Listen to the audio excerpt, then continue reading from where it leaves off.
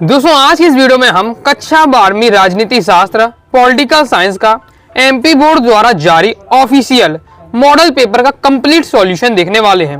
प्रश्न क्रमांक पहले से लेकर प्रश्न क्रमांक 23 तक प्रत्येक क्वेश्चन का मैं दोस्तों सॉल्यूशन बताऊंगा, अथवा शायद क्वेश्चन का सॉल्यूशन हम देखेंगे। ओके, अथवा शायद बताऊंगा, क्योंकि मॉडल पेपर हमें एक एक क्वेश्चन की प्रैक्टिस करनी चाहिए और समझना चाहिए। और हर क्वेश्चन का ऐसा नहीं कि मैं आपको केवल सॉल्यूशन बता दूं, दिखा दूं, एक एक क्वेश्चन को मैं आपको समझाऊंगा। वीडियो काफी लंबी हो जाएगी, लेकिन आप वीडियो को ध्यान से अंत तक देखते हैं। अभी बहुत सारे व्हाट्सएप में मैसेज आ रहे थे पॉलिटिकल साइंस का भी क्वेश्चन इसमें क्या डिफिकल्ट लग रहा है मॉडल पेपर में, तो बहुत ज्यादा डिफिकल्ट नहीं है। मैं आपको जब बताऊंगा तो आपको क्या है बहुत ज्यादा ईजी लगेगा और समझ में भी आने लगेगा कैसे क्या क्वेश्चन पूछे जा रहे हैं। ओके, और इसी हिसाब से आपका बोर्ड एग्जाम का भी पेपर रहेगा, तो क्या है बहुत ज्यादा जरूरी है प्रैक्टिस करना। कुछ क्वेश्चन तो एजिटेस आ जाते हैं, इसलिए जरूरी रहता है। ओके, चलिए देख लेते हैं। बाकी आपको अलग से कुछ मेहनत नहीं करना है, वीडियो को ध्यान से अंत तक देख लेते हैं तो आपकी मॉडल पेपर की पूरी प्रैक्टिस हो जाएगी वीडियो को देखने के बाद। ओके, साथ ही आपके क्वेश्चन भी तैयार हो जाएंगे। ओके, अलग से आपको ज्यादा मेहनत नहीं करनी है, पूरी मेहनत मैंने आपके लिए यहाँ कर रहा हूँ। ओके, चलिए देख लेते हैं। सबसे पहले हम दोस्तों देख लेते हैं अपने सही विकल्प। ओके, तो पहला हमारा क्वेश्चन है यूरोपीय संघ के झंडे में सितारे हो तो कितने सितारे हैं? 12 सितारे होते हैं, तो 12 राइट आंसर हो जाएगा। बोल्शेविक क्रांति कहाँ हुई थी? रूस में, ये आपका हो जाएगा रूस में। ओके, लास्ट ईयर के मॉडल पेपर में भी क्वेश्चन था ये। नेक्स्ट है आपका एमनेस्टी इंटरनेशनल संस्था की स्थापना व मुख्यालय, संस्था ही बताना मुख्यालय, तो ये आपका होना चाहिए लंदन 1960, तो ये हो जाएगा ए नंबर का राइट आंसर। ओके, नेक्स्ट है हमारा दोस्तों 2 जून, यहाँ 2 जून हो जाएगा। ओके, 2024 को भारत का 29वां राज्य बना, तो कौन बना था? तेलंगाना, राइट आंसर हो जाएगा। भारत पाकिस्तान के बीच कारगिल युद्ध हुआ 1999 में। सिक्किम का भारत में विलय कब हुआ था? तो 1975 में हुआ था। ओके, तो ये हो जाएगा 1975। अब दोस्तों हम देखेंगे यह इंग्लिश मीडियम वाले विद्यार्थियों के लिए सॉल्यूशन तो यही है। ओके, फिर देख लेते ऋक स्नान की पूर्ति। अपनी मर्जी से स्वदेश छोड़ने वाले डेडस कहलाते हैं, वो हमारे क्या कहलाते हैं? प्रवासी कहलाते हैं, तो प्रवासी राइट आंसर हो जाएगा। नेक्स्ट क्वेश्चन है लिमिट्स टू ग्रोथ पुस्तक डेडस ने प्रकाशित की, तो इसका right answer club of Rome. किसने प्रकाशित की थी? तो क्लब ऑफ रोम। आगे नेक्स्ट दोस्तों हमारा क्वेश्चन है वैश्वीकरण से आर्थिक क्षेत्र में डेडस का जन्म होता है, तो क्या है? प्रतिस्पर्धा का जन्म होता है, तो प्रतिस्पर्धा। आगे देख लेते हैं। आगे नेक्स्ट है सिंडिकेट के प्रमुख नेता थे, तो सिंडिकेट के प्रमुख नेता के कामराज थे। ओके, तो के कामराज इसका राइट आंसर हो जाएगा। नेक्स्ट हमारा क्वेश्चन है संपूर्ण क्रांति का नारा डेडस ने दिया, तो जयप्रकाश नारायण, जयप्रकाश नारायण इसका राइट आंसर हो जाएगा। संपूर्ण क्रांति का नारा जयप्रकाश नारायण ने दिया। 1977 के चुनाव की सफलता ने डेडस को लोकनायक बना दिया था, तो इसका भी राइट आंसर यही हो जाए जयप्रकाश नारायण। ओके, जयप्रकाश नारायण, तो कंप्लीट हो जाता। अब आगे देख लेते हैं। आगे दोस्तों आ जाते हैं हमारे 7 ओके, कंप्लीट मैं आपको सॉल्यूशन बताने वाला हूं, इसलिए मैंने कहा पूरा आपको यहाँ तैयार किया गया है, अथवा शायद एक क्वेश्चन कम से सॉल्यूशन देखेंगे और जिस हिसाब से आपको पेपर में लिखना चाहिए, जिस लैंग्वेज में लिखना चाहिए, जितने आपके क्या शब्दों में लिखना चाहिए, उसी हिसाब से दिया है, ताकि आपको क्या हर प्रकार से नॉलेज मिल सके। 7 में हमारा पहला 11 दिसंबर 2001 को ब्रिटेन में आतंकवादी हमला हुआ, तो ये आपका असत्य हो जाएगा। देखिए डेट तो सही, लेकिन क्या ब्रिटेन में नहीं, अमेरिका में हमला हुआ था, इसलिए आपका ये असत्य हो जाएगा। नेक्स्ट है सऊदी अरब विश्व में सबसे बड़ा तेल उत्पादक देश है, तो ये हमारा क्या हो जाएगा? ये भी दोस्तों हमारा असत्य हो जाएगा। ओके, नेक्स्ट दोस्तों हमारा क्वेश्चन है विभिन्न देशों और समाजों में पर वैश्वीकरण का प्रभाव समान रहता है, तो ये भी आपका असत्य हो जाएगा। सभी देशों की बात करें, सभी समाज की बात करें, तो वैश्वीकरण का प्रभाव अलग अलग रहता है। ओके, इंडिपेंडेंट लेबर पार्टी के संस्थापक डॉक्टर भीमराव अंबेडकर थे, तो ये आपका बिल्कुल सत्य हो जाएगा। नेक्स्ट है गरीबी हटाओ का नारा इंदिरा गांधी ने दिया था, ये भी सत्य हो जाएगा। स्वतंत्र भारत के प्रथम श्रम मंत्री बाबू जगजीवन राम थे, तो ये भी आपका दोस्तों क्या सत्य हो जाएगा। अब दोस्तों हम देख लेते हैं सही जोड़ियां। पहला है दोस्तों हमारा सोवियत संघ का उत्तराधिकारी कौन था? तो सोवियत संघ का उत्तराधिकारी हो जाएगा रूस। नेक्स्ट है दुर्गा थापा, तो दुर्गा थापा हो जाएगा दोस्तों हमारा नेपाल। अंतरराष्ट्रीय मुद्रा कोष, तो अंतरराष्ट्रीय मुद्रा कोष हो जाएगा दोस्तों आपका वैश्विक वित्त व्यवस्था की देखरेख करता है। ओके, नेक्स्ट है खान अब्दुल गफ्तार खान को क्या सीमांत गांधी कहा जाता, तो ये हो जाएगा चौथा। नेक्स्ट दोस्तों हमारा क्वेश्चन है रेलवे हड़ताल, तो ये दोस्तों आपका 5वें का राइट आंसर हो जाएगा रूस है जॉर्ज फर्नांडिस, ये हो जाएगा आपका 5वां। 6वां है दोस्तों आपका असमगण का परिषद, तो इसका दोस्तों आपका राइट आंसर हो जाएगा क्षेत्रीय दल। नेक्स्ट है पीसी महालनोबिस हो जाएगा दोस्तों आपका औद्योगिकरण, तो ये हो जाएगा आपका 7वां। तो इस प्रकार से आपका आंसर रहने वाले हैं, देख सकते हैं। यहाँ नेक्स्ट आपका पीसी महालनोबिस औद्योगिकरण क्यों हो रहा है? क्योंकि जो द्वितीय पंचवर्षीय योजना थी, तो द्वितीय पंचवर्षीय योजना का जो मॉडल दिया था पीसी महालनोबिस ने दिया था। ओके, अभी आपका विकास की राजनीति वाला जो आपका चैप्टर है उसमें हम देखेंगे कि पीसी महाल लोबिस ने क्या है आपका द्वितीय पंचवर्षीय योजना तैयार की थी। उसका उद्देश्य क्या था द्वितीय पंचवर्षीय योजना का? उद्योगों को बढ़ाना, इसलिए क्या है औद्योगिकरण यहाँ हो रहा है। आगे देख लेते हैं। देखिए अगर आप अभी तक आपने तैयारी नहीं की है तो भी आपके पास अभी टाइम है, अच्छे से आप तैयारी कर सकते हैं पॉलिटिकल साइंस की।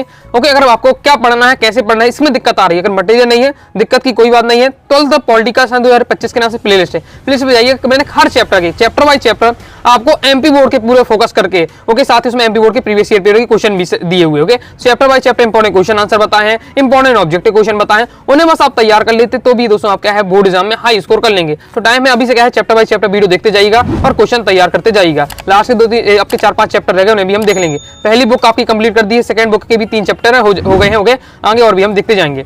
एक बाकी में उत्तर देना है। पहला है स्वतंत्रता की घोषणा करने वाले पहले सोवियत गणराज्य नाम लिखना है। तो सबसे पहले स्वतंत्रता का जो घोषणा की थी लिथुआनिया ने की थी। राइट आंसर आपका क्या हो जाएगा? लिथुआनिया। लिथुआनिया। आगे देख लेते हैं। आगे नेक्स्ट हमारा आसियान का पूरा नाम लिखिए। तो आसियान का पूरा नाम क्या है? एसोसिएशन ऑफ साउथ ईस्ट आपका एशियन नेशन। ओके, एक बार सुन लीजिए, नोट कर लीजिए, association of south east Asian nation. Okay, English में नहीं बनना तो आप आपका हिंदी में भी लिख सकते हैं इसी प्रकार से, association of south east Asian national. Okay, संयुक्त राष्ट्र संघ का स्थापना दिवस कब मनाया जाता है? तो 24 अक्टूबर को मनाया जाता है, 24 अक्टूबर। नेक्स्ट क्वेश्चन हमारा भाषीय आधार पर गठित भारत का पहला राज्य कौन सा था? तो आंध्र प्रदेश। ओके, आंध्र प्रदेश सबसे पहला भाषा के आधार पर गठित प्रदेश था। ओके, तो आंध्र प्रदेश। नेक्स्ट है राष्ट्रपति फखरुद्दीन अली अहमद ने आपातकाल की घोषणा कब की थी? तो आपातकाल की घोषणा हुई थी 25 जून 1975। नेक्स्ट है जम्मू और कश्मीर पुनर्गठन अधिनियम कब बना? तो ये बना था दोस्तों आपका 31 अक्टूबर 2019। 31 अक्टूबर 2000 आपका हो जाएगा 19। नेक्स्ट है दिसंबर 1996 में फरक का समझौता किन देशों के बीच हुआ? तो फरक का समझौता हुआ था भारत और बांग्लादेश के बीच। तो ये हमारा क्या कंप्लीट हो जाता है। आगे देख लेते हैं। चलिए दोस्तों हम देख लेते हैं। अब आगे हम देख लेते हैं प्रश्न क्रमांक 6 में से। प्रश्न क्रमांक 6 में से 2 नंबर वाले स्टार्ट है। सन 1974 में बिहार में किसने और क्यों आंदोलन किया था? लिखिए। ओके, वीडियो को बहुत ध्यान से देखिए, हर क्वेश्चन को मैं आपको सॉल्यूशन बताऊंगा, समझाते भी जाऊंगा, समझते जाइएगा। मैं आपको बता रहा हूं, वीडियो को ध्यान से अंत तक देख लेते हैं, पूरा आपका मॉडल पेपर का सॉल्यूशन हो जाएगा। इसी बार से अन्य सब्जेक्ट की बताया है, आपका इकोनॉमिक्स की बताया, हिंदी का ही बताया है, ओके, हिस्ट्री का ही बताया है, सभी की वीडियो देख लीजिएगा। अलग से मॉडल पेपर की आपको प्रैक्टिस नहीं करनी पड़ेगी, नहीं सॉल्यूशन ढूंढना पड़ेगा, पूरा मेहनत मैंने आपके लिए कर दिया है। बस आपको इतनी मेहनत करना है, वीडियो को ध्यान से देखते जाइए, सुनते और समझते जाइए। ओके, अथवा हमसे पूछा जा रहा है निवारण नजरबंदी का क्या अर्थ है? लिखिए। चलिए सॉल्यूशन देख लेते हैं। पहला कि सन 1974 में बिहार में किसने तथा क्यों आंदोलन किया था? तो सन 1974 में जो आंदोलन हुआ उसे जेपी आंदोलन के नाम से जाना जाता है। अब जेपी आंदोलन के नाम से क्यों जाना जाता है? क्योंकि जेपी मतलब जयप्रकाश नारायण, ये आंदोलन किया था जो बिहार में हुआ था, जयप्रकाश नारायण ने किया था। ओके, तो इसलिए से क्या है जेपी आंदोलन के नाम से जाना जाता है। यह आंदोलन बिहार के छात्रों द्वारा राज्य सरकार में कुशासन और भ्रष्टाचार के खिलाफ शुरू किया गया। यह एक राजनीतिक आंदोलन था। इसका नेतृत्व दिग्गज गांधीवादी समाजवादी जयप्रकाश नारायण ने किया था, इसलिए क्या है इसे जेपी आंदोलन कहा जाता है। बिल्कुल सिंपल लैंग्वेज दिया हो, जिस लैंग्वेज में दिया है सेम इसी बार से पेपर में लिखना है, इसी हिसाब से बताना। ओके, मतलब जो आंसर मैं आपको बता रहा हूँ ऐसा नहीं कुछ भी उठा के दे दिया, बहुत ज्यादा एनालिसिस करके आपके आंसर तैयार किए गए हैं। ओके, निवारण नजरबंदी का क्या अर्थ है? तो सिंपल है, निवारण नजरबंदी, इसको क्या है निवारक निरोध भी कहते हैं। का मतलब है किसी व्यक्ति को बिना सुनवाई और दोष सिद्ध के लंबे समय तक हिरासत में रखना। इसका मकसद किसी व्यक्ति को भविष्य में अपराध करने से रोकना होता है। इसमें क्या होता है, यदि सरकार को शक है, सरकार को अगर आपके ऊपर शक है कि आप क्या है अभी आपने कोई गलत काम नहीं किया है, कोई भी आपने क्या आंदोलन या दंगा नहीं किया है, लेकिन उन्हें शक होता है कि आप आगे कर सकते हैं, अभी नहीं किया लेकिन आगे कर सकते हैं, तो शक के आधार पर आपको क्या है जेल में डाल दिया जाएगा और लंबे समय तक आपको रखा जा सकता है और आप यहाँ कुछ नहीं बोल सकते। ये कहलाता है निवारण नजरबंदी। मतलब अभी तक आपने कुछ काम नहीं किया लेकिन शक के दोष में आपको क्या जेल में रख लिया जाए। ओके, नेक्स्ट हमारा क्वेश्चन है ऑपरेशन ब्लू स्टार क्या है था? लिखिए। अथवा क्वेश्चन है भारत के केंद्र शासित राज्यों के नाम लिखिए। तो ऑपरेशन ब्लू स्टार क्या है? जून 1984 में अमृतसर के स्वर्ण मंदिर में की गई सैन्य कार्रवाई को ऑपरेशन ब्लू स्टार के नाम से जाना जाता है। 2 नंबर का तो बस एक 2 लाइन में आपको मेन पॉइंट बता देना, काम हो जाएगा। ओके, फिर आपका ऐसा क्यों करना है? देखिए 2 नंबर में आपको ज्यादा लिखने में नहीं पड़ना, जितना पूछा जाए बस 2 लाइन में आपको समझा देना है, क्योंकि अभी 3 नंबर वाले क्वेश्चन है, 4 नंबर वाले क्वेश्चन है, पॉलिटिकल साइंस बहुत लिखना पड़ता है 3 या 4 नंबर वाले क्वेश्चन में। ओके, उसमें आप 1-2 लाइन में काम नहीं चला पाएंगे, तो आपके पास समय तो 3 ही घंटा है। ओके, तो इसलिए आपको यहाँ बिल्कुल परफेक्ट लिखना है ताकि आप वहां अच्छे से लिख पाए। अगर 2-2 नंबर में ज्यादा आप लिखने पड़ जाते हैं, ओके, तो फिर 3 नंबर 4 नंबर वाले मेन क्वेश्चन आपके छूट जाएंगे। ओके, तो भारत के केंद्र शासित प्रदेश आपको बता सकते हैं अंडमान निकोबार द्वीप समूह, चंडीगढ़, दादर तथा नागर हवेली और दमन द्वीप, जम्मू कश्मीर, लद्दाख, लक्षद्वीप, दिल्ली, पांडुचेरी, ये सब आपके क्या है? भारत के केंद्र शासित प्रदेश के नाम है, राज्यों के नाम है। ओके, नेक्स्ट हमारा क्वेश्चन है क्रीमी लेयर का अर्थ देखिए। ओके, तो क्रीमी लेयर क्या होता है समझिएगा। देखिए क्रीमी लेयर भी क्या है? ऐसे क्रीमी लेयर के अंडर व्यक्ति रखे जाते हैं, मतलब वे वर्ग रखे जाते हैं। ओबीसी वाला वर्ग है, ओबीसी वर्ग लिखा जाता है। जो ओबीसी वाले वर्ग में आते तो हैं, लेकिन ओबीसी की जो भी उन्हें फायदा मिलता है वो नहीं दिया जाता। क्यों नहीं दिया जाता है? क्योंकि अगर वो क्या, अगर उच्च पद में, उच्च सरकारी नौकरी में उनकी आय बहुत ज्यादा 8-10 लाख से ज्यादा होती है, इसकी पूरा सिस्टम है, नियम है, ज्यादा होता है, तब उन्हें क्या है? ओबीसी तो वर्ग में है, लेकिन क्या है? ओबीसी के वाले फायदा नहीं दिया जाता है, क्योंकि आपके कहलाते हैं क्रीमी लेयर। तो क्रीमी लेयर का मतलब अन्य पिछड़ा वर्ग यानी ओबीसी के अंदर आने वाला वह वर्ग जो सामाजिक, आर्थिक, शैक्षणिक रूप से ओबीसी के बाकी लोगों से ज्यादा समृद्ध है। ओके, इस वर्ग के लोगों को सरकारी नौकरियां और शैक्षणिक संस्थानों में आरक्षण का लाभ नहीं मिलता है। क्रीमी लेयर को क्या फॉरवर्ड क्लास भी कहा जाता है। सिंपल है, अगर ओबीसी में आ रहे हैं लेकिन अगर आप अमीर हो जाते हैं तो फिर आपको क्या है? आपको फिर जो आपकी जो पिछड़ा वर्ग होने का जो आपको लाभ दिया जाता है वो फिर नहीं दिया जाता। आगे देख लेते हैं। आगे नेक्स्ट हमारा क्वेश्चन है 1990 के दशक में भारतीय राजनीति में आए कोई 2 बदलाव को बताइए। तो 1990 के दशक में भारतीय राजनीति में जो घटनाएं हुई उनको देख लेते हैं। 2 पॉइंटों के माध्यम से बताया जा रहा है। 1989 के लोकसभा चुनाव में कांग्रेस की हार हुई, दूसरा है मंडल मुद्दे का उदय हुआ। बस 2 पॉइंट में आपको बता देना है, एक लाइन में समझा गया है। 1989 में से 1992 के बीच होने वाली महत्वपूर्ण घटना में सबसे ये प्रमुख घटना है कि 1989 के लोकसभा चुनाव में कांग्रेस पार्टी की करारी हार हुई। दूसरा क्या है? इसमें क्या लिखा? क्वेश्चन पूछे जा रहा है, राजनीति में जो भी बदलाव आए वो बताना है। तो कोई भी आप यहाँ बदलाव बता सकते हैं, क्योंकि 1990 वाले तो ये आपको बता दिया। मंडल मुद्दे का उदय हुआ, इस समय की दूसरी महत्वपूर्ण घटना है। 1990 में पीबी सिंह सरकार द्वारा मंडल आयोग की सिफारिश को लागू करना, जिसके विरोध में देश भर में हिंसक प्रदर्शन हुए। कंप्लीट हो जाता है। नेक्स्ट दोस्तों हमारा क्वेश्चन है, अभी तक दोस्तों हमने क्या वीडियो को लाइक नहीं किया, लाइक जरूर कर दीजिएगा, साथ ही क्या सब्सक्राइब करके रखिएगा। और कोई भी आपको पॉलिटिकल साइंस में चैप्टर बाय चैप्टर इंपॉर्टेंट बताते जा रहा हूँ। आगे मैं आपको क्या है और भी क्वेश्चन को प्रैक्टिस कराते जाऊंगा। अगर आप केवल वीडियो जितनी भी मैं आपको डालते जाऊँ आपके सब्जेक्ट की, बस देखते जाइएगा तो भी आपकी क्या है काफी हद तक तैयारी हो जाएगी, आपको अलग से कहीं नहीं पढ़ना पड़ेगा। नेक्स्ट हमारा क्वेश्चन है, गठबंधन सरकार क्या होती है? इसकी कोई 2 चुनौतियां लिखिए। सिंपल है, गठबंधन सरकार जब किसी भी राजनीति को सरकार बनाने के लिए आवश्यक बहुमत प्राप्त नहीं होता है तो कुछ दल न्यूनतम साझा कार्यक्रम बनाकर सरकार बनाने के आपस में गठजोड़ हो जाते हैं। जितनी सीटें चाहिए सरकार बनाने के लिए नहीं मिलती, किसी भी पार्टी को नहीं मिलती हैं, तब क्या है 2 या 2 से अधिक पार्टी क्या है मिल जाती हैं आपस में, और जो उनकी जितनी सीट चाहिए उसको बना लेती हैं। तो जब 2 या 2 से अधिक सरकार है, मतलब पार्टियां एक साथ मिलकर सरकार बनाए तो गठबंधन सरकार हो जाती है। ओके, तो ऐसे ही गठजोड़े को गठबंधन की राजनीति या गठबंधन सरकार कहा जाता है। नेक्स्ट हमारा क्वेश्चन है, 1989 के बाद भारत 4 भारतीय प्रधानमंत्रियों के नाम लिखना है, क्रम से लिखना है 1989 वाला। ओके, और 4 प्रधानमंत्री के नाम बताना और क्रम से बताना है। कौन कौन से? पहले है पीवी नरसिंह राव, दूसरा अटल बिहारी वाजपेयी, फिर HG देवगौड़ा, इंद्र कुमार गुजराल। ये आपके हो जाते हैं 4 भारतीय प्रधानमंत्री 1989 के क्रम में। ओके, नेक्स्ट हमारा क्वेश्चन है प्रश्न क्रमांक 10वां।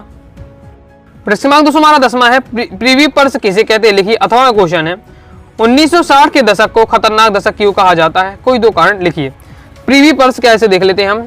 तो प्रीवी पर्स देशी रियासतों का विलय भारतीय संघ में करने से पहले सरकार ने यह आश्वासन दिया कि रियासतों, मतलब जब देश में क्या हो रहा था, देशी रियासतों का क्या भारत में मिलाया जा रहा था, भारत में शामिल किया जाता था। ओके, तो जो देशों की रियासत की जो संपत्ति थी वो क्या है भारत सरकार की हो जाएगी। लेकिन भारत सरकार ने आश्वासन दिया कि कुछ संपत्ति आपको फिर भी आपको रखने का अधिकार दिया जाएगा, साथ ही आपको क्या कुछ भत्ता भी दिया जाएगा। तो वही कहलाता है प्रीवी पर्स। तो देशी रियासतों का विलय भारतीय संघ में करने से पहले सरकार ने आश्वासन दिया कि रियासतों को एक निश्चित मात्रा में निजी संपत्ति रखने का अधिकार तथा सरकार की तरफ से क्या कुछ भत्ते दिए जाएंगे। ये दोनों चीजें रियासत के विस्तार, राजस्व और क्षमता पर आधारित होंगी। इसी व्यवस्था को क्या प्रीविपर्स कहा जाता है। ओके, मतलब जिस राजा का जितना बड़ा राज्य होगा उसी हिसाब से क्या राजस्व से भत्ता दिया जाएगा। ओके, तो ये सब क्या है प्रीविपर्स कहलाता है। इंपॉर्टेंट है, प्रीवियस ईयर पेपर में क्वेश्चन आ चुका है बोर्ड एग्जाम में। ओके, नेक्स्ट हम 7वां क्वेश्चन पूछा रहा है 1960 के दशक को खतरनाक दशक क्यों जा जाता है। 1960 का दशक 1960 से लेकर 1970 का जो समय था उसे खतरनाक दशक कहा जाता है। तो ऐसी बहुत सारी इसमें घटनाएं हुई। ओके, इसलिए इसे क्या खतरनाक दशक कहा जाता है। अब ऐसी कौन कौन सी घटनाएं हैं वो सब यहाँ मैंने पॉइंट वाइज पॉइंट बताए हुए। पहला है कि 1962 में क्या पहले भारत और चीन का युद्ध हुआ था। 1964 में प्रधानमंत्री पंडित जवाहरलाल नेहरू की मृत्यु हुई थी। 1965 में भारत पाकिस्तान का युद्ध हो गया। 1966 में प्रधानमंत्री लाल बहादुर शास्त्री की मृत्यु हो गई थी। देश में व्याप्त खाद्यान्न संकट, इन इतने सारे आपके कारण हैं जिनके कारण 1960 के दशक को आपको क्या है खतरनाक दशक कहा जाता है। आप क्या है 2 से 3 पॉइंट लिख जाते हैं तुरंत आपको नंबर मिल जाएंगे। बाकी क्या सभी आपको तैयार कर लेना है, बिल्कुल सिंपल लैंग्वेज में आपका दिया हुआ है। ओके, नेक्स्ट हमारा क्वेश्चन है प्रश्न 11। प्रश्न 11 हमारा कहता है एक दल के प्रभुत्व का क्या अर्थ है, लिखिए। अथवा क्वेश्चन है भारतीय जनसंघ की स्थापना कब व किसने की थी। अगर चैप्टर बाय चैप्टर जो इंपॉर्टेंट क्वेश्चन बताए उन्हें आपने तैयार किए होंगे, सभी क्वेश्चन दोस्तों आपसे यहाँ से बन जाएंगे। ओके, तो एक दल के प्रभुत्व का अर्थ पूछा जा रहा है। तो एक दल के प्रभुत्व से आशय है बहुदलीय व्यवस्था के अंतर्गत किसी एक दल की प्रधानता से है। बहुदलीय व्यवस्था यानी क्या है, एक देश में बहुत सारी पार्टियां तो है लेकिन बहुत सारी पार्टी होने के बावजूद भी केवल अगर एक पार्टी का प्रभुत्व रहता है वही क्या आपका एक दल का प्रभुत्व कहलाएगा। इस व्यवस्था में यद्यपि अन्य कोई दल होते तो हैं परंतु उनका राजनीतिक महत्व नहीं होता है क्योंकि लोगों का उन्हें अधिक समर्थन प्राप्त नहीं होता है। ऐसी व्यवस्था में मतदाता केवल क्या है एक ही दल को क्या है महत्व देता है। ओके, तो ये आपका एक दल के प्रभुत्व का अर्थ। अभी आपका एक दल के प्रभुत्व वाला चैप्टर के इंपॉर्टेंट क्वेश्चन बताया तो उसमें मैंने आपको यही समझाया था, सेम यही क्वेश्चन है।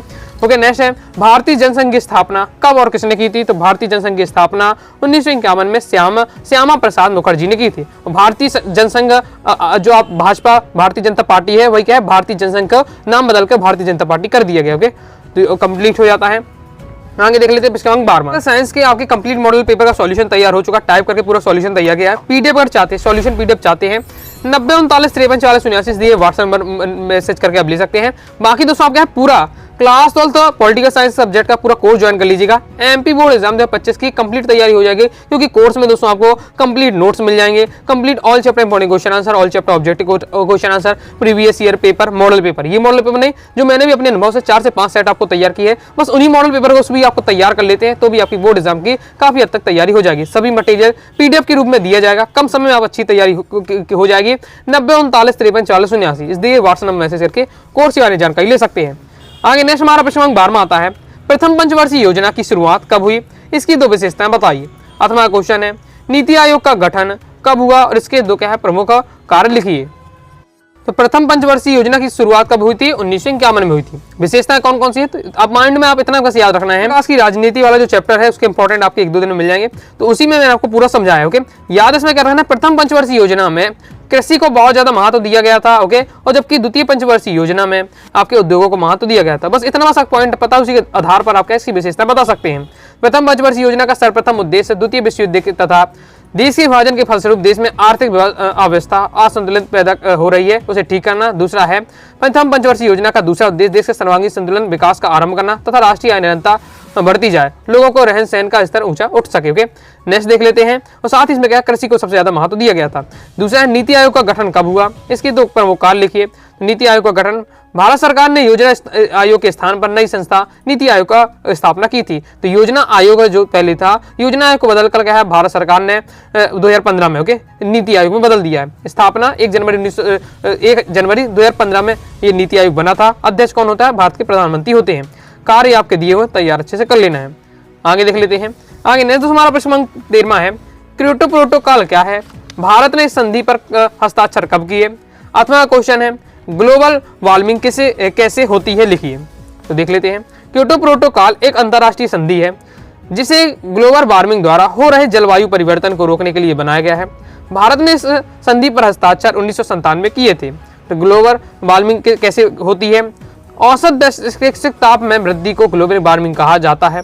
वायुमंडल में ग्रीन हाउस के गैसों की उच्च सांद्रता ग्लोबल वार्मिंग के लिए जिम्मेदार है। सिंपल है, जितना लिखना है जिस हिसाब से लिखना है जिस लैंग्वेज में लिखना है पूरा आपको दिया है, पढ़ते ही आपको समझ में आ रहा होगा कैसे आपको एग्जाम में लिखना है। ओके, जोर जोर से बोल के लोगों को स्कीमें बता दे।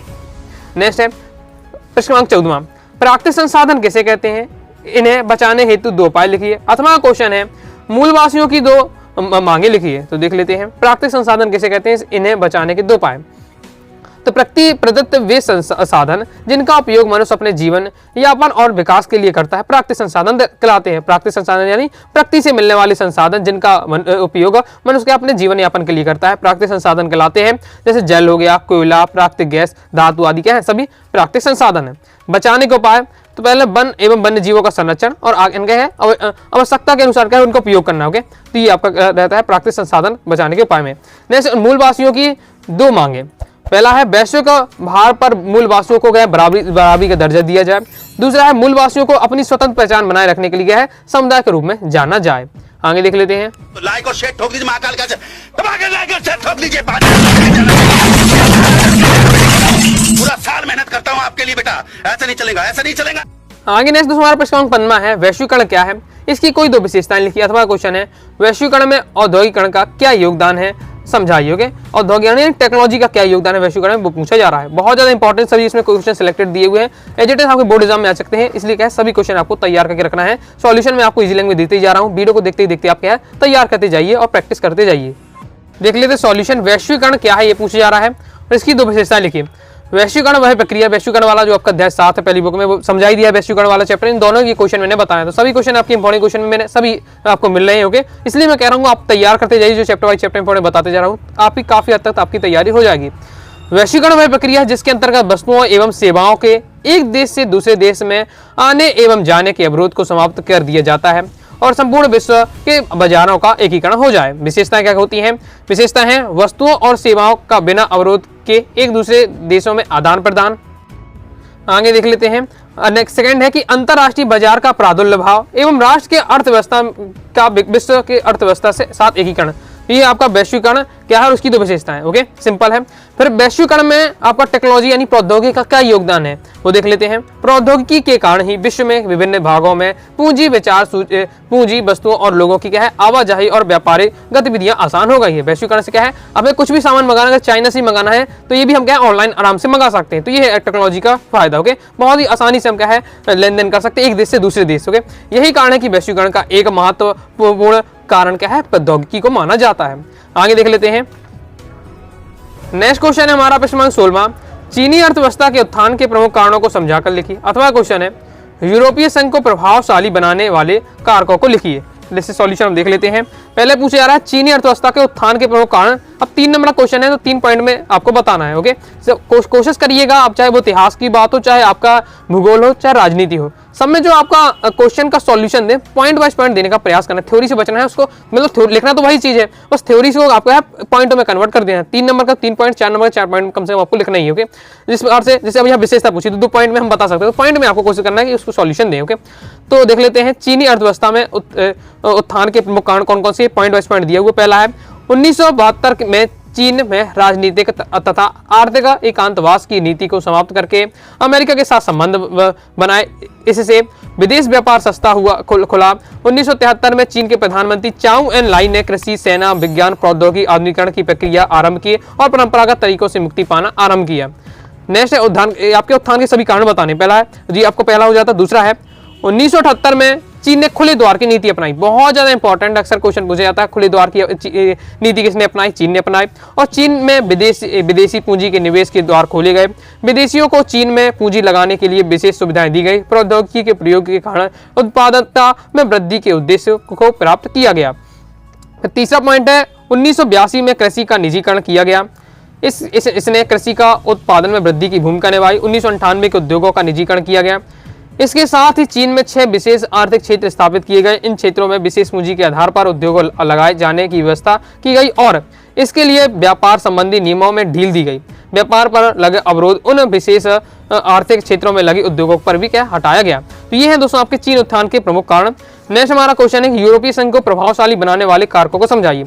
यूरोपीय संघ एक क्या प्रभावशाली बन चुका है, तो इसके कौन कौन से कारक, मतलब किस रीजन से ये क्या है यूरोपीय संघ एक प्रभावशाली संगठन बना है। इंपॉर्टेंट बोर्ड एग्जाम में क्वेश्चन आ चुका है। ओके, पहला है कि इसमें इस महाद्वीपीय के देशों की भौगोलिक निकटता इस संबंध को मजबूत प्रदान करती है कि इस एक द्विपक्षीय विश्व व्यवस्था में उन्हें जता दिया कि यदि अमेरिका वर्चस्व का समाप्त करना है तो हमें आपसी मतभेदों को भुलाकर एक छतरी के तले आना ही उपयुक्त होगा। इसने सबसे पहले क्या बताया कि अगर अमेरिका का वर्चस्व को हटाना है तो सबको एक मिलकर एक साथ क्या है उन्नति करनी पड़ेगी, सबको एक साथ क्या है विकास करना पड़ेगा और एकजुट होना पड़ेगा।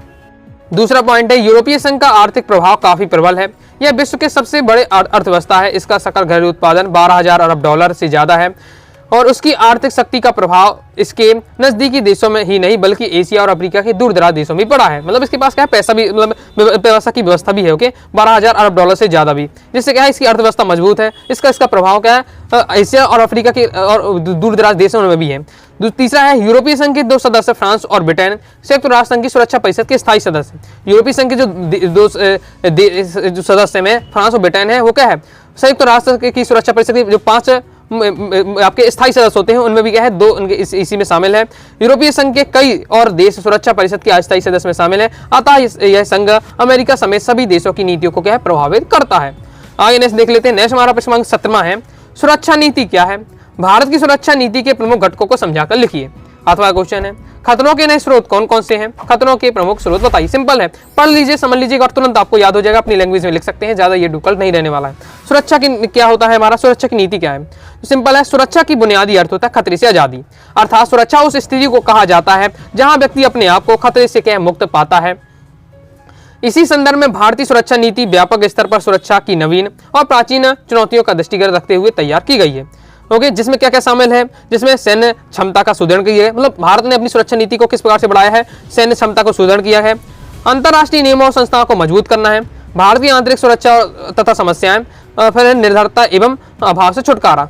इस प्रकार से क्या है भारत ने अपनी सुरक्षा नीति को मजबूत किया है।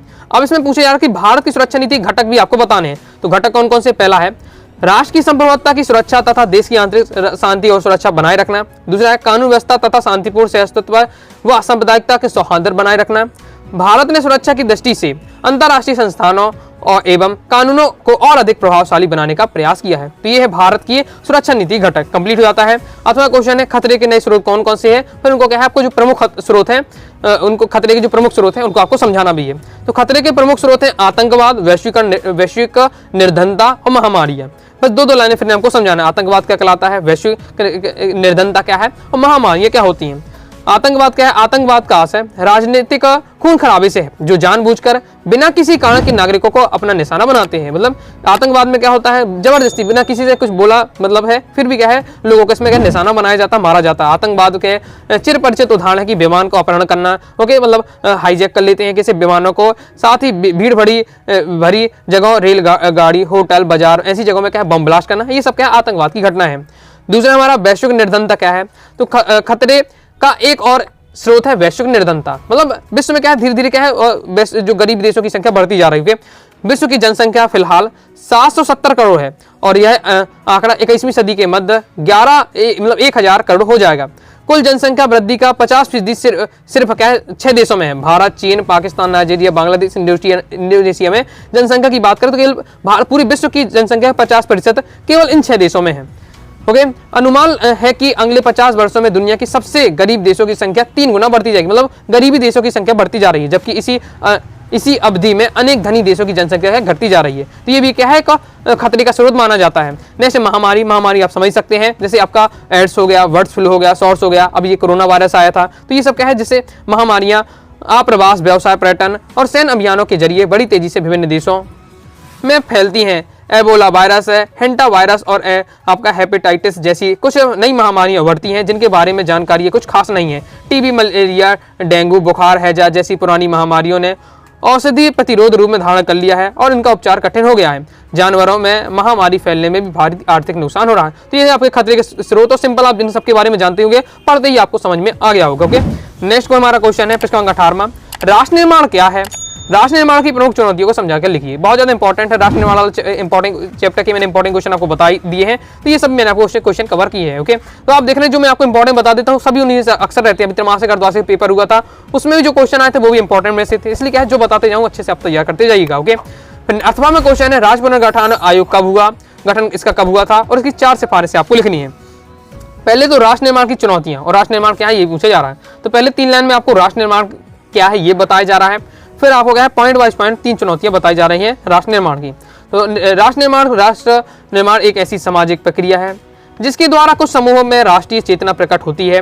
दूसरे शब्दों में राष्ट्र निर्माण एक ऐसी प्रक्रिया है जिसके द्वारा लोग अपने छोटे छोटे कबीलों, गांव एवं नगरों के प्रति वफादारी के स्थान पर विशाल केंद्रीय राजनीति प्रणाली को वफादारी प्रदान करते हैं। तो ये है आपका राष्ट्र निर्माण। चुनौतियां क्या है कि सामाजिक आर्थिक असमानता है, निरक्षरता है, बेरोजगारी भी है, गरीबी है। तो ये सब क्या है, राष्ट्र निर्माण की प्रमुख चुनौतियां हैं। पढ़े ही आपको समझ में आ जाएगा, सिंपल दिया हुआ है। ओके, अथवा में कि राज्य पुनर्गठन आयोग मतलब राज्य पुनर्गठन आयोग कब गठित हुआ था? तो हुआ था 1953 में, याद रखिएगा, ऑब्जेक्ट में पूछा जा सकता है। फिर इसमें आपको सिफारिशें पूछी जा रही हैं। तो इसका काम क्या है, राज्यों का सीमांकन करना था। प्रमुख सिफारिशें है, पहला सिफारिश है केवल भाषा तथा संस्कृति के आधार पर राज्यों का पुनर्गठन नहीं किया जा सकता। राज्यों का पुनर्गठन यानी राज्यों का अगर बंटवारा करना है, मतलब एक राज्य से दो राज्य बनाना है इस प्रकार से, तो अगर केवल भाषा और संस्कृति के आधार पर नहीं किया जा सकता। दूसरा इनकी सिफारिश थी कि राज्यों का पुनर्गठन करते समय राष्ट्रीय सुरक्षा, वित्तीय तथा प्रशासनिक आवश्यकता तथा पंचवर्षीय योजना को सफल बनाने की क्षमता को भी ध्यान में रखना होगा। तीसरा है ABCD राज्यों का वर्गीकरण। पहले देखिए, अभी हम राज्यों में आपसे पूछो भारत में बताए कितने राज्य हैं, तो आप बता देंगे इतने राज्य हैं, इतने केंद्र शासित प्रदेश हैं। तो भारत को किस प्रकार से बांटा जा रहा है, मतलब राज्यों में भारत को है। ओके, राज्यों में हम जानते हैं कि जो पूर्व भारत है राज्यों में किस बटा हुआ है और कितने केंद्र शासित प्रदेश है इस प्रकार से।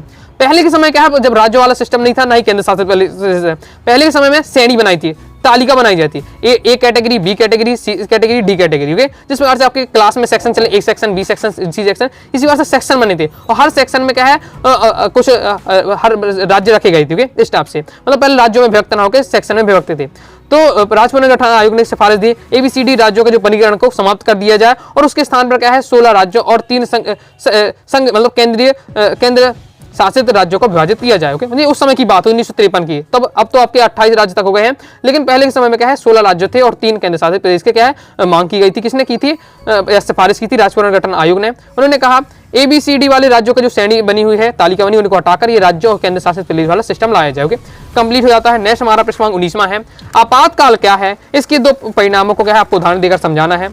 8वां क्वेश्चन है, आपातकाल कब लागू किया जाता है? आपातकाल के दौरान कोई हुए 2 संवैधानिक संशोधन को समझाइए। आपातकाल कब लागू हुआ ये समझाइए।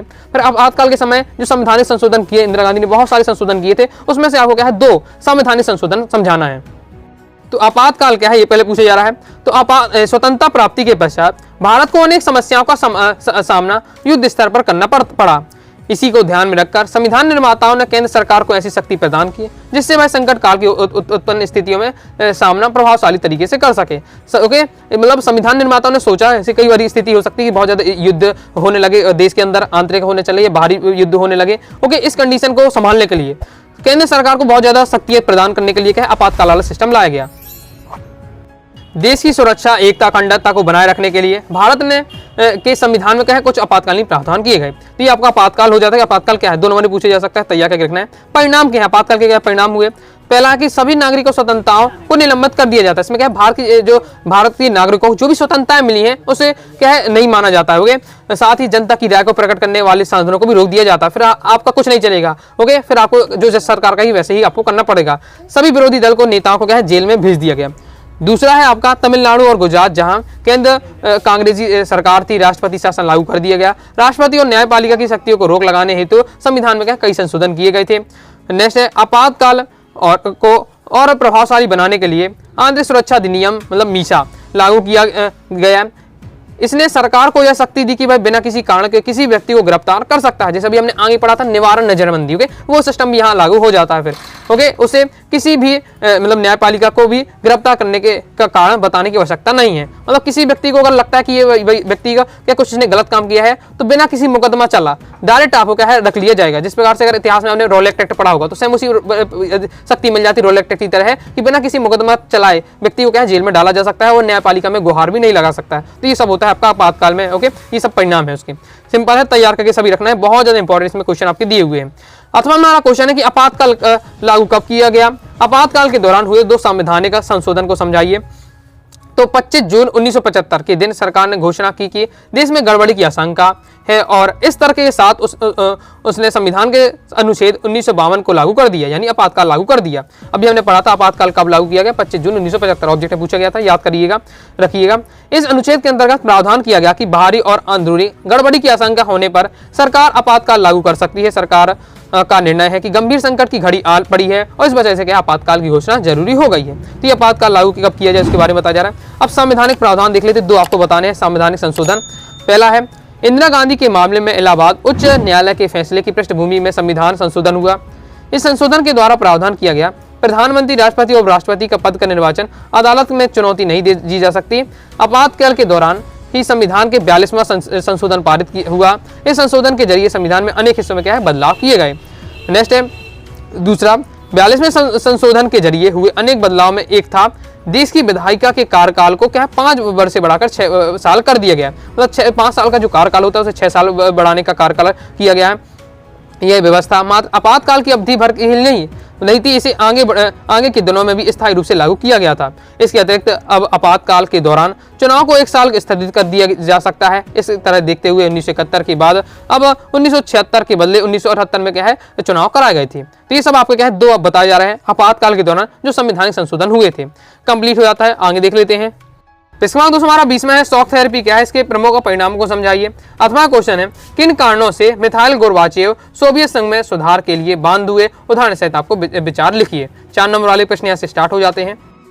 शॉक थेरेपी क्या है, इसके प्रमुख परिणाम आपको बताना है। शॉक थेरेपी अर्थव्यवस्था को उदार बनाने के लिए एक साथ लागू की जाने वाली नीतियों का एक समूह है जिसका सबसे महत्व पहलू है निजी स्वामित्व का होना। अब इसके परिणाम पूछे हैं, बहुत ज्यादा इंपॉर्टेंट है, प्रीवियस ईयर में कई बार शॉक थेरेपी के परिणाम पूछे गए हैं।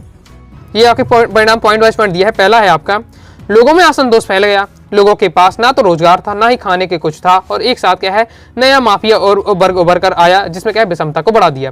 पहला ये शॉक थेरेपी का परिणाम है। दूसरा है शॉक थेरेपी के कारण सोवियत औद्योगिक व्यवस्था कमजोर हो गया जिससे क्या है औने पौने दामों में निजी हाथों में बेच दिया गया और रूबल मुद्रा का क्या है मूल्य में काफी ज्यादा गिरावट आ गई थी। शॉक थेरेपी से पूरे विश्व के पूरे क्षेत्र की अर्थव्यवस्था तहस महस हो गई जिससे महंगाई बढ़ गई और लोगों का जीवन कठिन हो गया। अतः इससे अधिकतर गरीब लोगों के प्रभावित हुए। सिंपल लैंग्वेज दिया हुआ है, तैयार करके रखिएगा। शॉक थेरेपी का नाम बोर्ड एग्जाम में कई बार आ चुका है, ये क्वेश्चन याद करके रखना है। अथवा क्वेश्चन हमारा किन कारणों से मिखाइल गोर्बाचेव सोवियत संघ में सुधार के लिए बांध हुए। ओके, मतलब किन मजबूरियों से उन्हें कहा है सोवियत संघ में सुधार करने पड़े, उदाहरण के साथ समझाना है। ये आपका पॉइंट वाइज पॉइंट दिया है, तैयार करके रखना है। ये पहला है कि आपका सोवियत संघ की समाजवादी प्रणाली में नौकरशाही पर शिकंजा कसता चला गया जिससे सोवियत प्रणाली सत्तावादी हो गई और नागरिकों का जीवन जीना क्या कठिन हो गया। और दूसरा आपका इस प्रकार से दिया, तैयार करके रखिएगा। तीसरा है सोवियत संघ की जनता तथा स्वयं गोर्बाचेव ने यह महसूस किया कि अनेक वर्षों से देश में अर्थव्यवस्था की क्या है गति हो बहुत तरह से रुक गई है, अवरुद्ध हो गई है। इससे देश में उपभोक्ताओं और वस्तुओं की बहुत ज्यादा कमी महसूस हो गई है। अतः क्या है सुधार की आवश्यकता है। इन कारणों से मजबूरियों से क्या है गोर्बाचेव को मिखाइल गोर्बाचेव को सोवियत संघ में कैसे सुधार करना पड़ा। कंप्लीट हो जाता है।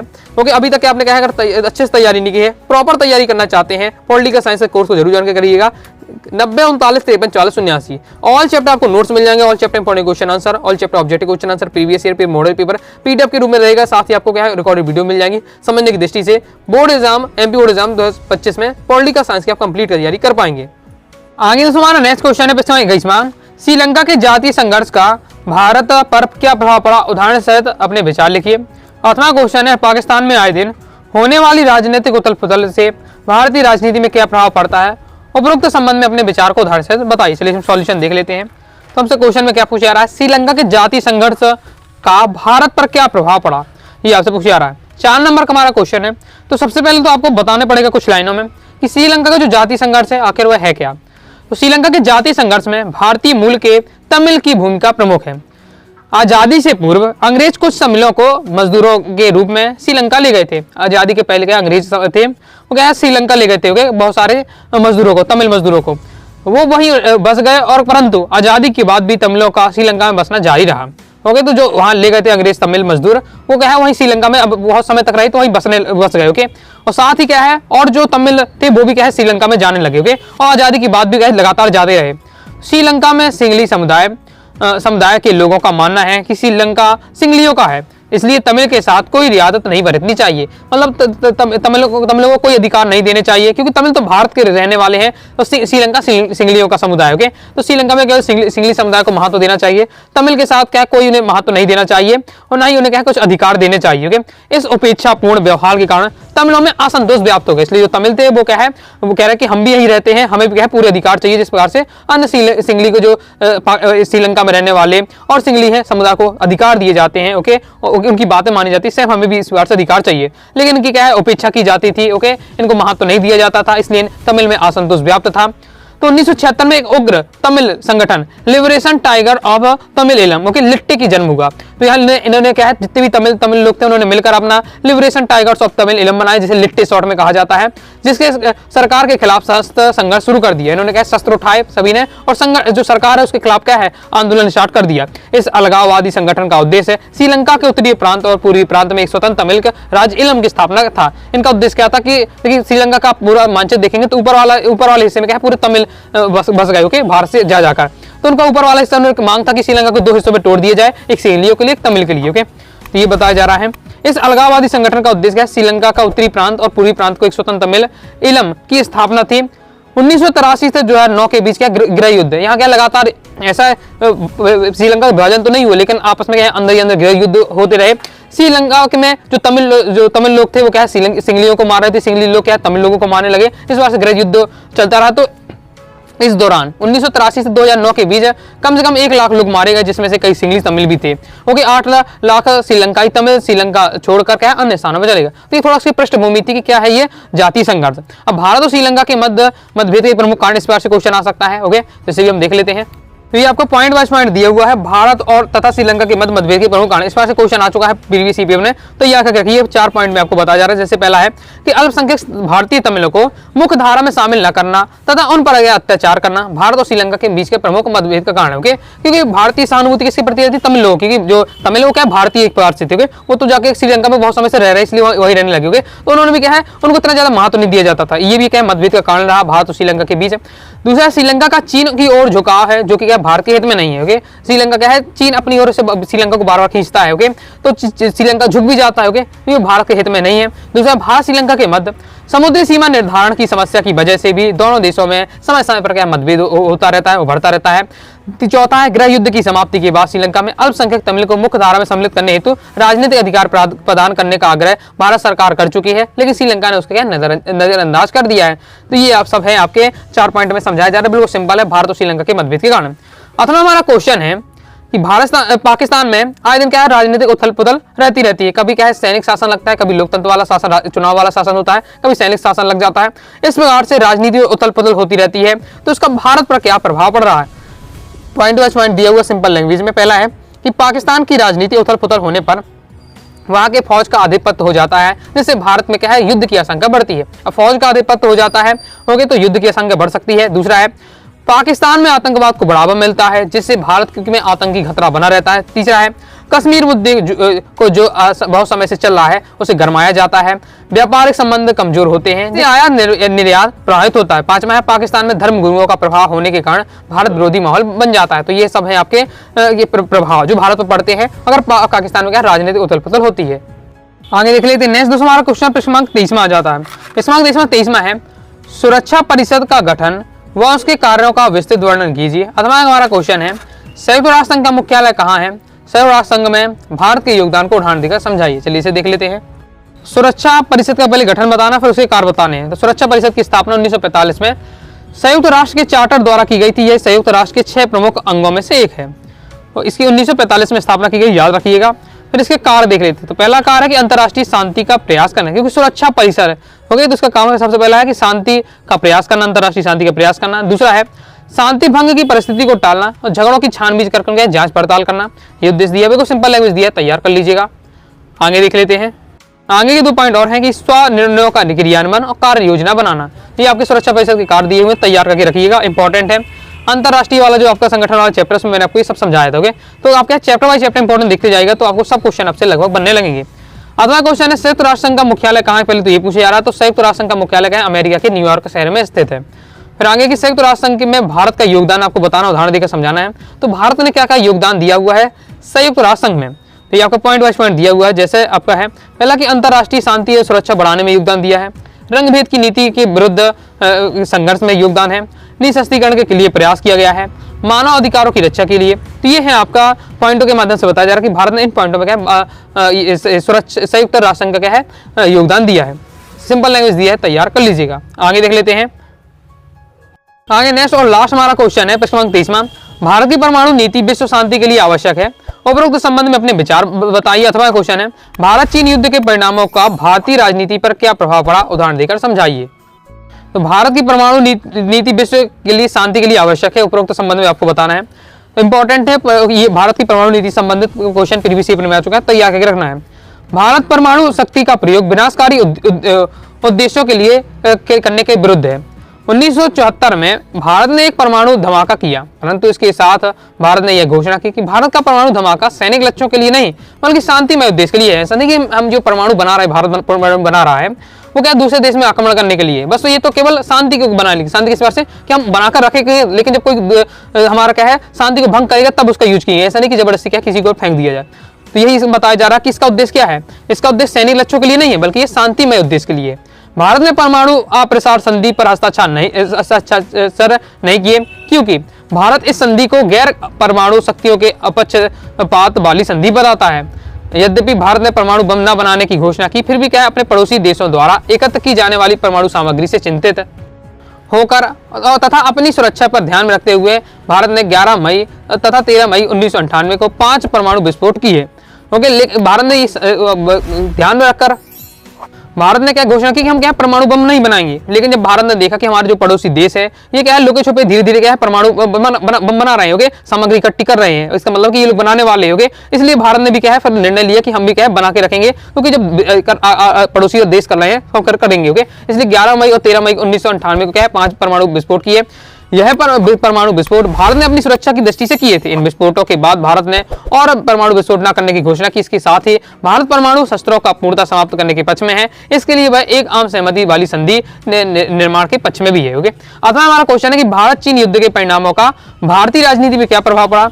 तो भारत चीन युद्ध के क्या परिणाम, उसका मूल्यांकन हम कर लेते हैं। तो पहला जो पॉइंट आपका दिया हुआ है कि भारत चीन के संबंध तनावपूर्ण हो गए, दोनों के बीच आपसी विवाद व मतभेद पैदा होने लगा। भारत के भूभाग का एक बड़ा भाग चीन के कब्जे में चला गया। इसके उपरांत भारत द्वारा शांति और अहिंसा जैसी सीमा सुरक्षा संबंधी गतिविधियां हुई, वृद्धि हुई। ये सब मैं आपको चैप्टर वाइज चैप्टर इंपॉर्टेंट बताया है। ओके, तो जाकर देखिएगा। जैसे भारत की अंतर्राष्ट्रीय छवि का गुणनिरपेक्षता नीति को आहत हुई, जिससे भारतीय विदेश नीति को धक्का लगा। भारतीय विदेश नीति में आदर्शवाद के स्थान पर राजनीतिक और कूटनीति स्थित व्यवहारिकता और यथार्थवाद में भी स्थान मिला। भारत में आत्मनिर्भर बनने के लिए क्या तीव्र गति की। ओके, तो ये आपका दिया हुआ है क्रम से भारत चीन युद्ध के परिणामों का भारतीय राजनीति पर क्या प्रभाव पड़ा। इस प्रकार से दोस्तों मैंने आपको कंप्लीट क्लास 12 पॉलिटिकल साइंस के मॉडल पेपर सॉल्यूशन बता दिया है। आई होप आपको वीडियो पसंद आएगी। बाकी दोस्तों आप क्या है प्रॉपर तैयारी करना चाहते हैं पॉलिटिकल साइंस सब्जेक्ट की, अभी आपके पास समय है। ओके, तो आप अभी अच्छे से तैयारी कर सकते हैं। तो 90 39 53 44 79 इस दिए व्हाट्सएप में मैसेज करके क्लास 12 पॉलिटिकल साइंस के कोर्स को आप ज्वाइन कर सकते हैं और पूरे क्या है पीडीएफ मटेरियल प्राप्त कर सकते हैं। ऑल चैप्टर इंपॉर्टेंट ऑब्जेक्टिव, साथ ही आपको मिल जाएगा इसमें पूरे नोट्स रहने वाले हैं, previous year paper, model paper, कई प्रकार के मॉडल पेपर रहने वाले हैं। ओके, जिससे आप क्या है प्रॉपर तैयारी हो जाएगी बोर्ड एग्जाम 2025 की। आई होप वीडियो पसंद आएगी। वीडियो लाइक करके सब्सक्राइब कर दीजिएगा। साथ ही दोस्तों टेलीग्राम चैनल, व्हाट्सएप चैनल को ज्वाइन कर लीजिएगा। कोई दोस्तों डाउट आता है कमेंट बॉक्स में आप जरूर पूछ लीजिएगा। मिलते हैं दोस्तों नेक्स्ट वीडियो में, तब तक के लिए बाय बाय।